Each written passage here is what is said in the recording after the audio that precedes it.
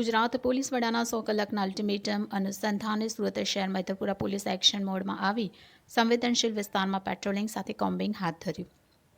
હાલ રાજ્યમાં કાયદો વ્યવસ્થાની સ્થિતિ લથડતી નજરે પડી રહી છે. અસામાજિક તત્વો જાણે પોલીસનો કોઈ ડર ન હોય એવી રીતે આતંક મચાવતા હોવાના કિસ્સા સામે આવી રહ્યા છે. એક ઘટના હજુ પતી નથી ત્યાં બીજી ઘટના સામે આવી રહી છે.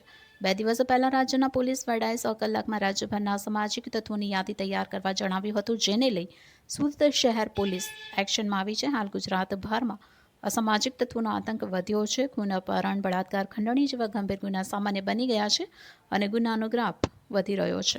ત્યારે સુરત શહેર મૈતરપુરા પોલીસ એક્શન મોડમાં આવી સંવેદનશીલ વિસ્તારમાં પેટ્રોલિંગ સાથે કોમ્બિંગ હાથ ધર્યું.